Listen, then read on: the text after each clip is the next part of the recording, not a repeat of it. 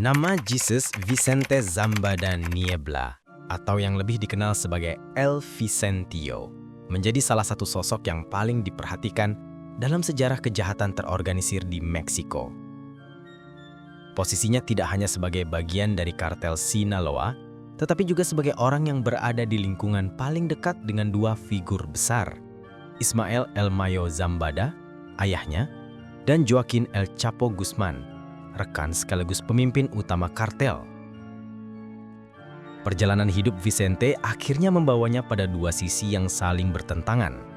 Di satu sisi, ia tumbuh sebagai bagian dari kartel paling kuat di dunia barat. Namun di sisi lain, ia justru menjadi salah satu saksi paling berpengaruh dalam menjatuhkan orang-orang yang dulu berada di lingkaran terdekatnya.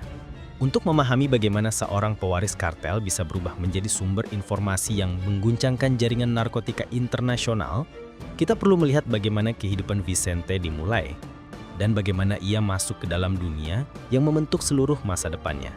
Jesus Vicente Zambada Niebla lahir pada 10 Mei 1975 di Sinaloa, wilayah yang sejak lama menjadi pusat operasi berbagai kelompok narkotika.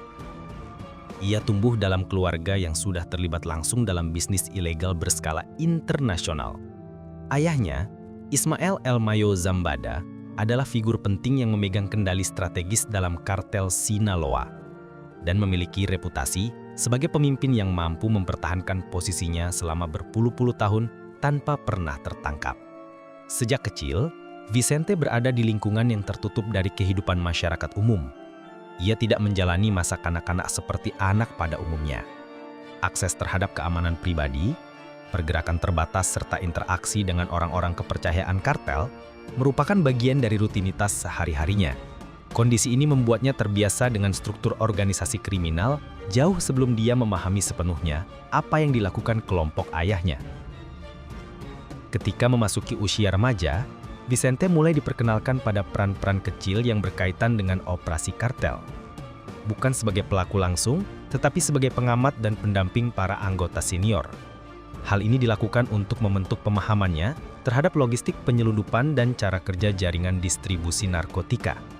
Pada tahap ini pula, ia mulai mengenal sejumlah tokoh penting di dalam kartel, termasuk Joaquin El Chapo Guzman, yang pada saat itu sedang memperluas kekuasaannya. Masuk dewasa, Vicente tidak lagi berdiri di pinggir lingkaran.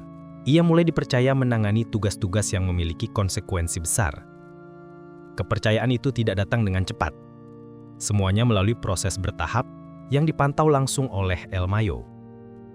Hubungan Vicente dengan ayahnya membuatnya menempati posisi khusus, karena ia diproyeksikan sebagai penerus yang memahami struktur internal kartel dari atas hingga ke bawah. Pada periode inilah, ia mulai memahami bahwa kartel Sinaloa bukan sekedar kelompok kriminal biasa. Ini adalah organisasi besar dengan jaringan internasional yang melibatkan koordinasi antara produsen, kurir, penyuap pejabat korup, hingga operator logistik lintas negara.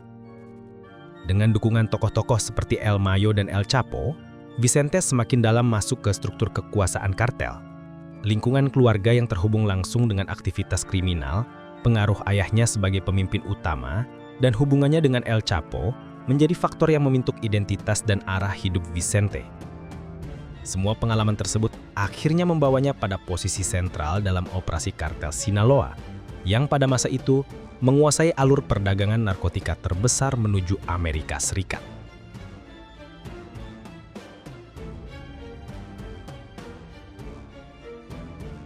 Memasuki peran strategis dalam kartel Sinaloa, Jesus Vicente Zambada Niebla mulai menangani operasi yang menghubungkan produsen narkotika di Amerika Selatan dengan pasar terbesar mereka, yaitu Amerika Serikat.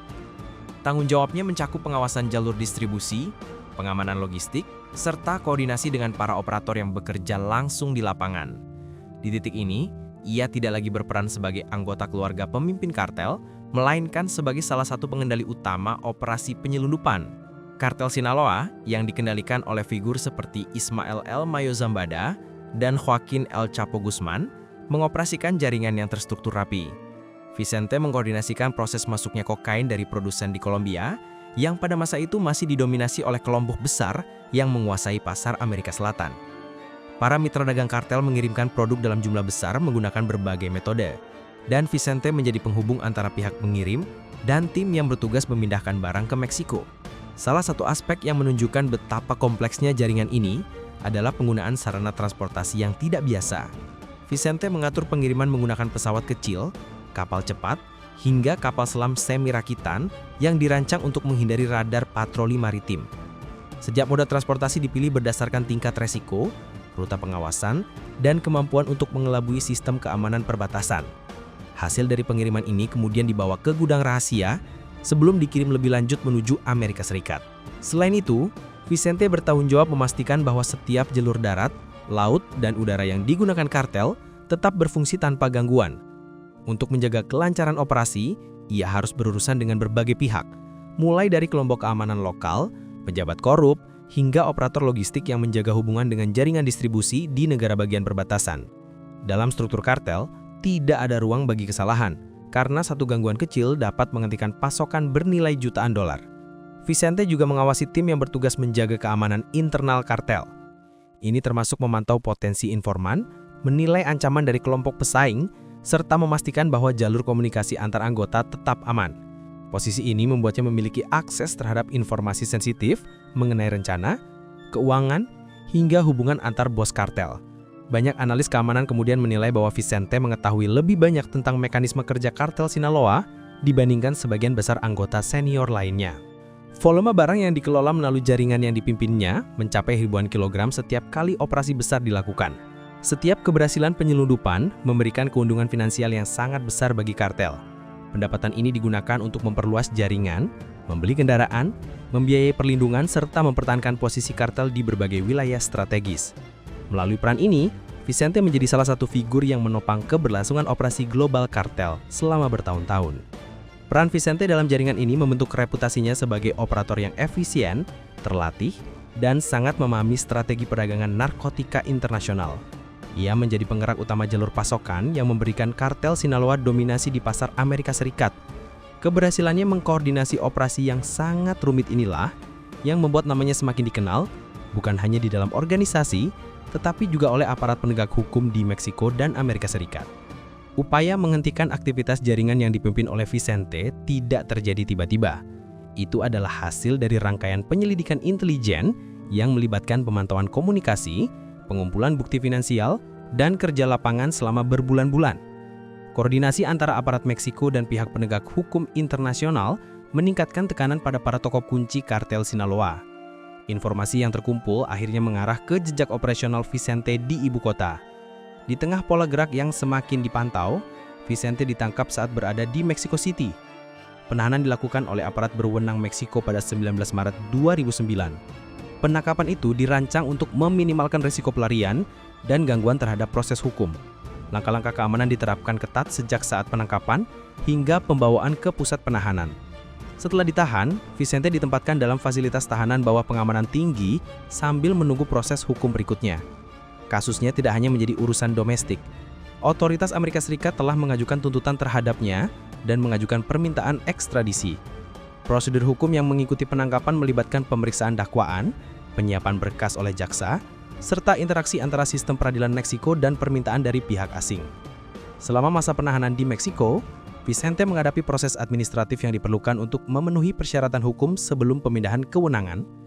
Permohonan ekstradisi yang diajukan oleh Amerika Serikat berfokus pada dakwaan terkait importasi dan konspirasi penyelundupan lintas negara. Setelah melalui serangkaian pemeriksaan hukum, otoritas Meksiko menyetujui pengalihan perkara sehingga Vicente dapat dihadapkan pada tuntutan di pengadilan AS. Pada akhirnya, transfer yurisdiksi itu terrealisasi pada Februari 2010 ketika Vicente resmi diserahkan ke pihak berwenang Amerika Serikat untuk menghadapi dakwaan di sana. Proses pemindahan dilakukan dengan pengamanan intensif dan prosedur hukum yang ketat untuk menghindari gangguan. Setibanya di Amerika Serikat, Vicente menjalani pembacaan dakwaan dan langkah-langkah pra-peradilan seperti penahanan tanpa jaminan dan penetapan pengacara pembela.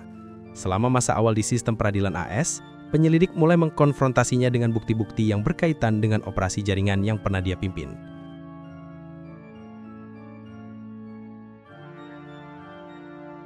Setelah berada dalam sistem peradilan Amerika Serikat, Jesus Vicente Zambada Niebla menghadapi dakwaan berat yang mencakup konspirasi impor dan peredaran narkotika lintas negara. jaksa menyiapkan berkas yang menggabungkan bukti komunikasi, transaksi keuangan, dan catatan logistik operasi. Pilihan hukum yang diambil Vincente kemudian mengubah arah kasus itu secara signifikan. Vincente memilih menyelesaikan perkara melalui perjanjian pengakuan bersalah, sebuah mekanisme di mana terdakwa mengakui keterlibatan terhadap sebagian dakwaan sebagai imbalan atas keringanan hukuman dan tuntutan yang lebih fokus.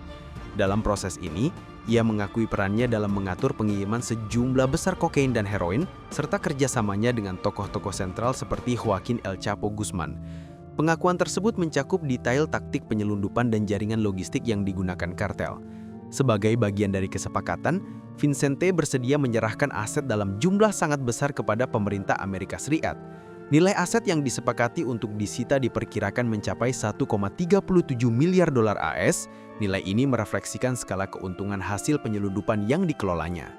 Selain itu, ada komponen denda finansial yang harus dipenuhi, yakni sejumlah 4 juta dolar AS yang menjadi bagian dari putusan akhir. Beberapa dokumen pengadilan memperlihatkan bahwa perjanjian tidak hanya terbatas pada aspek finansial. Jaksa juga mendapatkan komitmen Vincente untuk memberikan kesaksian dan informasi operasional yang dapat dipakai dalam penuntutan terhadap figur-figur lain dalam organisasi.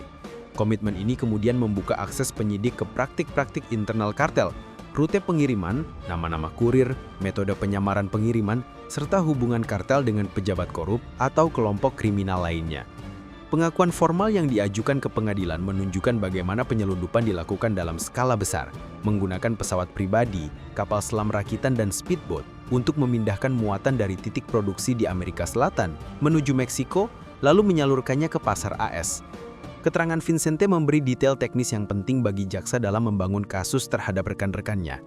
Dalam pertukaran itu, otoritas penuntut mengajukan rekomendasi hukuman yang lebih lunak dibanding kemungkinan maksimal.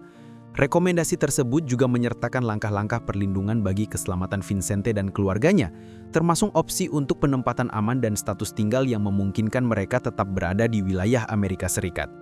Rekomendasi semacam ini lazim diberikan ketika informasi yang diberikan terdakwa dinilai memiliki nilai strategis besar bagi penegakan hukum. Proses negosiasi berjalan berlapis. Beberapa pengakuan awal dicatat pada 2013 dan menjadi bagian dari catatan pengadilan publik pada tahun-tahun berikutnya. Pada 8 November 2018, dokumen pengadilan di Distrik Utara Illinois mencatat pengakuan bersalah lebih lanjut yang menyempurnakan bentuk kerjasama Vincente dengan pihak berwenang. Pernyataan ini menguatkan posisi jaksa untuk menargetkan tokoh-tokoh kunci lain dalam organisasi. Konsekuensi hukum atas perjanjian tersebut berujung pada vonis yang mencerminkan kompromi antara beratnya dakwaan awal dan nilai kerjasama yang diberikan. Pada tahap penjatuhan hukuman, hakim mempertimbangkan bukti, rekomendasi jaksa, dan kontribusi Vincente sebagai saksi proaktif. Hasil akhir adalah hukuman penjara selama 15 tahun yang kemudian mengalami pengaruh penguraman karena nilai kooperatif dari keterangannya di pengadilan yang diberikan terhadap tersangka lainnya. Secara praktis, keputusan Vincente untuk mengakui perannya dan menyerahkan aset memiliki dampak ganda. Pertama, secara finansial merongrong sumber daya organisasi. Kedua, secara investigatif membuka celah bagi penuntutan lebih lanjut terhadap pimpinan dan jaringan yang dulu tertutup rapat. Pada level hukum, ini menjadi preseden penting dalam upaya memecah kebisuan internal kartel melalui tawaran imunitas relatif dan perlindungan bagi informan yang bersedia bekerja sama.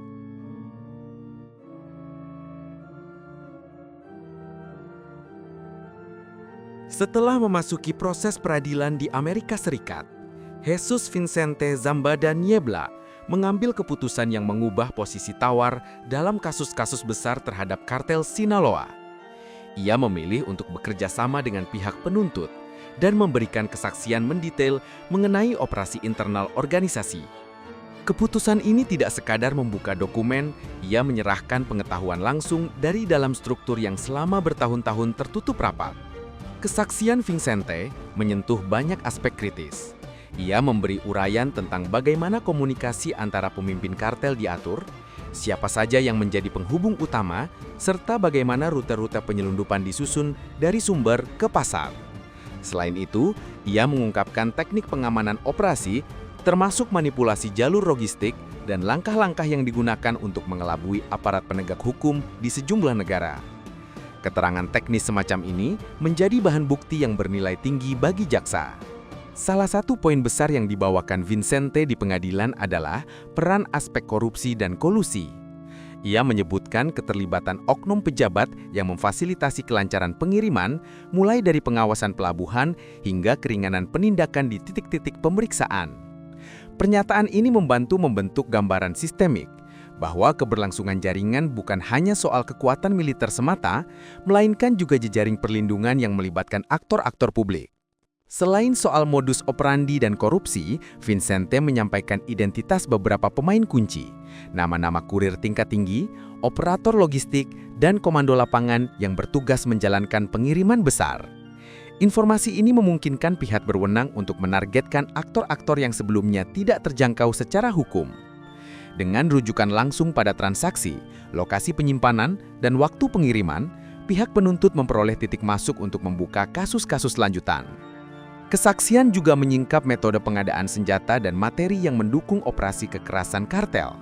Vicente menyatakan sumber-sumber suplai yang sebagian besar berasal dari yurisdiksi Amerika Serikat, serta rantai distribusi yang mengalirkan persenjataan ke unit-unit lapangan kartel. Pernyataan ini menjadi bukti penting ketika jaksa berusaha menunjukkan hubungan transnasional antara penyelundupan narkotika dan arus senjata. Konsekuensi langsung dari kerjasama Vicente tampak pada beberapa perkara. Kasus-kasus terhadap tokoh-tokoh tertentu memperoleh bukti tambahan yang sebelumnya sulit dipastikan. Beberapa proses hukum yang mengincar pengurus puncak mendapatkan penguat dalam bentuk testimoni saksi dari dalam. Ini menjadikan pernyataan Vicente sebuah alat yang efektif untuk menurunkan kendali organisasi lewat jalur hukum, bukan semata-mata melalui operasi kepolisian. Perlu dicatat bahwa keputusan untuk bersaksi membawa risiko dan kontroversi. Bagi sebagian pihak, tindakan ini dipandang sebagai pengkhianatan terhadap ikatan keluarga dan loyalitas gerombolan. Bagi penegak hukum, keterangan yang ia berikan bernilai strategis besar, tetapi juga memicu perdebatan mengenai tawar-menawar hukuman dan implikasi etis dari memberi keringanan kepada pelaku kejahatan berat demi informasi. Pengadilan dan publik kemudian harus menimbang antara kepentingan penegakan hukum jangka panjang dan keadilan atas kejahatan masa lalu. Secara praktis, testimoni Vicente memicu gelombang penyelidikan baru dan mempermudah penuntutan terhadap beberapa figur yang sebelumnya terlindungi oleh lapisan rahasia organisasi. Namun, dampaknya tidak selalu linier. Meskipun beberapa pemimpin mengalami tekanan hukum lebih kuat, struktur distribusi narkotika menunjukkan kemampuan adaptasi, dan penegakan hukum masih dihadapkan pada tantangan korupsi dan permintaan pasar yang tinggi. Dengan kata lain, nilai intelijen dari kesaksian tersebut nyata, tetapi efeknya terhadap medan peredaran narkotika bersifat kompleks dan memerlukan langkah lanjutan di berbagai bidang. Akhirnya, peran Vicente sebagai saksi menjadikan namanya bagian dari bab penting dalam upaya hukum internasional melawan kartel Sinaloa. Ia bukan hanya terdakwa yang mengakui peran, ia menjadi sumber informasi yang membuka pintu bagi penyelidikan baru dan memberi gambaran yang lebih komprehensif tentang operasi transnasional yang selama ini sulit ditembus. Dampak dari kesaksiannya masih berlanjut dalam kasus-kasus berikutnya yang menargetkan figur-figur puncak, serta dalam upaya untuk memahami dinamika kriminal lintas batas yang terus berubah.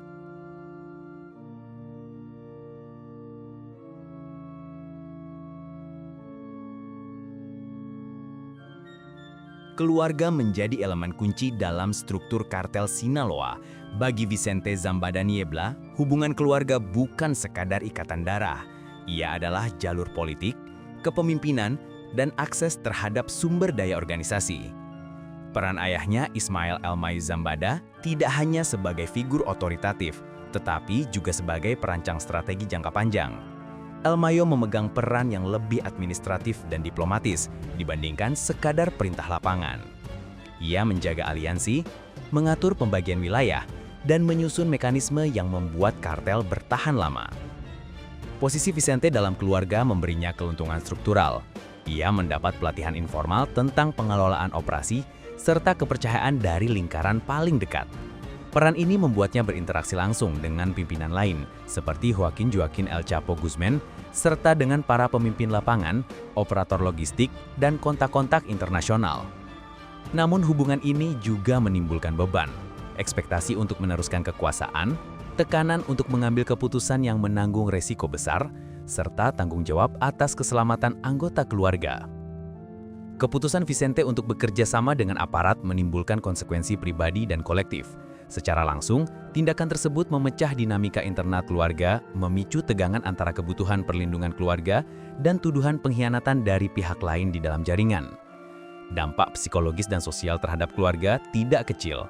Mereka harus menghadapi stigma, ancaman keselamatan, dan proses relokasi yang intensif. Selain itu, nama keluarga yang selama ini identik dengan kekuasaan kriminal berubah menjadi nama yang terkait dengan kerja sama hukum di hadapan publik dan media. Dalam konteks hubungan antar generasi, keberadaan putra Vicente, Samael Zambada, menjadi bagian dari diskusi soal kelanjutan warisan. Untuk keluarga yang berakar dalam bisnis ilegal, regenerasi kepemimpinan biasanya terjadi melalui penunjukan figur yang dianggap loyal dan mampu mengelola risiko. Namun peristiwa kerjasama Vicente dengan pihak berwenang mengganggu konstruksi tersebut. Muncul kekosongan kepemimpinan, pertanyaan tentang kepercayaan internal, dan kebutuhan untuk menata ulang strategi pewarisan kekuasaan. Selain konflik internal, tindakan Vicente mempengaruhi citra publik keluarga di wilayah asal mereka. Komunitas lokal yang selama ini hidup berdampingan dengan kehadiran kartel merespon dengan berbagai cara, dari ketakutan dan penarikan diri hingga harapan agar tekanan hukum dapat mengurangi kekerasan dan korupsi. Namun, efek nyata di tingkat masyarakat seringkali kompleks. Selain berkurangnya kemampuan operasional di beberapa lini, juga muncul peluang bagi kelompok rival untuk mengisi kekosongan. Dampak ini menimbulkan ketidakpastian bagi keluarga serta lingkungan yang terkait. Upaya perlindungan terhadap keluarga menjadi aspek nyata setelah pengakuan dan kerjasama Vicente. Pihak penegak hukum menawarkan mekanisme perlindungan yang meliputi penempatan aman, pengaturan identitas baru, serta pengaturan status imigrasi apabila dipandang perlu. Langkah-langkah ini bukan hanya soal keselamatan fisik, tetapi juga soal memungkinkan anggota keluarga untuk menjalani kehidupan sehari-hari tanpa ancaman langsung. Namun perlindungan semacam itu seringkali berarti memutus hubungan sosial dan ekonomi yang sebelumnya menjadi sandaran keluarga, sebuah pengorbanan besar bagi mereka. Secara simbolis, tindakan Vicente mengubah bagaimana warisan dalam keluarga itu dipahami. Warisan tidak lagi hanya soal kontrol wilayah dan aliran keuangan. Ia kini juga mencakup reputasi, resiko hukum, dan hubungan dengan lembaga penegak hukum internasional. Nama keluarga menjadi subjek penyelidikan dan pembicaraan internasional. Dan hal ini mempengaruhi strategi yang diambil oleh El Mayo dan aktor lain dalam kartel, baik dalam hal menjaga kerahasiaan maupun melakukan penata ulangan aliansi.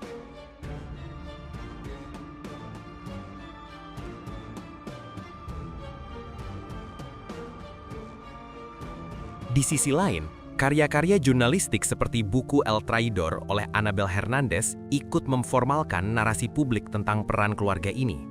Publikasi semacam itu tidak hanya mendokumentasikan peristiwa, tetapi juga mempengaruhi wacana hukum dan politik mengenai cara menanggulangi organisasi kriminal yang berakar keluarga. Dokumentasi eksternal menambah tekanan terhadap keluarga, dengan memasukkan nama-nama dan perincian yang selanjutnya dapat dijadikan referensi oleh penegak hukum dan media. Akhirnya, dampak jangka panjang terhadap pewarisan kekuasaan dalam kartel Sinaloa sulit dipastikan. Hilangnya satu figur sentral atau perubahan loyalitas dapat memicu restrukturisasi organisasi, pergeseran aliansi, dan munculnya aktor-aktor baru. Bagi keluarga Zambada sendiri, warisan kini berwajah ganda. Sisi lama yang mengacu pada hegemoni kriminal, dan sisi baru yang menanggung akibat hukum serta upaya bertahan hidup di bawah pengawasan. Perubahan ini menunjukkan bahwa hubungan keluarga dalam struktur kriminal bukanlah sesuatu yang statis. Ia rentan terhadap tekanan eksternal dan keputusan individu yang membentuk ulang peta kekuatan. Kasus Jesus Vicente Zambada Niebla memperlihatkan dua hal yang saling berkaitan: skala operasi perdagangan narkotika modern, dan kompleksitas upaya penegakan hukum terhadap jaringan lintas negara. Keputusan Vicente untuk bekerja sama dengan aparat mengakibatkan efek hukum yang konkret, termasuk penyitaan aset bernilai besar, pengakuan bersalah, serta hukuman penjara yang dijatuhkan kepadanya. Namun, dampak strategis dari kesaksiannya jauh melampaui putusan individual. Informasi yang ia berikan membuka jalur penyidikan terhadap tokoh-tokoh lain seperti Joaquin El Chapo Guzman dan memberi jaksa kemampuan membangun kasus berdasarkan bukti internal. Secara struktural, Tindakan ini menimbulkan tekanan pada kepemimpinan yang selama ini dijaga oleh figur seperti Ismail El Mayo Zambada. Hilangnya akses operasi yang dipegang Vicente mengganggu aliran logistik dan keuangan di beberapa titik, namun tidak serta-merta membubarkan jaringan. Organisasi yang memiliki sumber daya besar dan jaringan transnasional cenderung beradaptasi, mengganti rute, mengubah prosedur, serta mencari pengganti pada posisi-posisi yang kosong. Oleh karena itu, keberhasilan hukum terhadap individu tertentu harus diikuti dengan upaya yang sistemik agar dampaknya berkelanjutan. Di ranah penegakan, kasus ini juga menegaskan nilai intelijen yang diperoleh dari kerjasama terdakwa. Namun ia memicu perdebatan tentang etika pembalasan hukuman yang lebih ringan kepada pelaku kejahatan berat demi mendapatkan informasi. Publik dan pembuat kebijakan harus menimbang antara keuntungan praktis penuntutan terhadap jaringan lebih luas dan tuntutan keadilan bagi korban dan masyarakat. Keputusan hakim, kebijakan jaksa, dan perlindungan untuk saksi dan keluarga semuanya menjadi bagian dari persamaan yang harus disusun secara hati-hati. Selain aspek hukum, implikasi sosialnya nyata. Komunitas di kawasan operasi kartel mengalami perubahan. Sebagian berharap adanya penurunan tekanan kriminal, sementara yang lain menyaksikan kekosongan kekuasaan yang seringkali diisi oleh kelompok rival. Keluarga Zambada, termasuk generasi berikutnya seperti Samael Zambada, menghadapi konsekuensi panjang mulai dari ancaman keselamatan hingga tuntutan meninggalkan akar sosial ekonomi mereka. Perlindungan yang disediakan negara bagi saksi dan keluarga menuntut penyesuaian hidup yang tidak ringan. Dari perspektif pencegahan, pelajaran utamanya adalah bahwa mengandalkan penangkapan dan penuntutan saja tidak cukup. Menutup sebuah jalur penyeludupan memerlukan pemutusan aliran keuangan, pemberantasan jaringan korupsi yang memungkinkan pergerakan barang, serta penurunan permintaan melalui kebijakan kesehatan dan sosial. Upaya terpadu yang menggabungkan kerja intelijen, kerjasama internasional, penegakan hukum, dan program alternatif bagi komunitas rentan akan memberikan dampak lebih besar daripada operasi tunggal. Lebih jauh lagi, kasus ini menjadi studi penting tentang bagaimana organisasi kriminal memanfaatkan kelemahan institusi dan lingkungan geopolitik. Ketergantungan pada sarana teknis seperti pesawat, kapal selam rakitan atau speedboat menunjukkan kemampuan inovasi yang tinggi.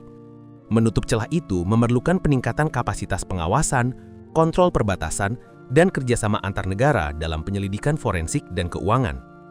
Akhirnya, cerita Vicente menegaskan satu hal.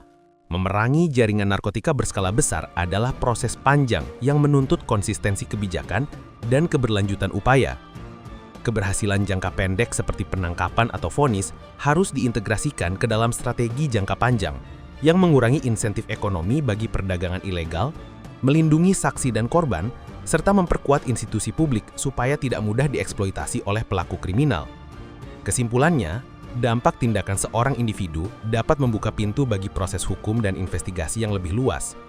Namun untuk mengubah peta kekuasaan yang menguntungkan organisasi seperti kartel Sinaloa secara permanen, dibutuhkan kombinasi tindakan hukum, reformasi institusi, dan inisiatif sosial. Nama-nama seperti Jesus Vicente Zambada Niebla, Ismail El Mayo Zambada, dan Joaquin El Chapo Guzman akan tetap menjadi bagian dari catatan sejarah upaya itu. Sebuah catatan yang menggambarkan bahwa penegakan hukum dan stabilitas sosial harus berjalan bersamaan untuk mencapai hasil yang bertahan lama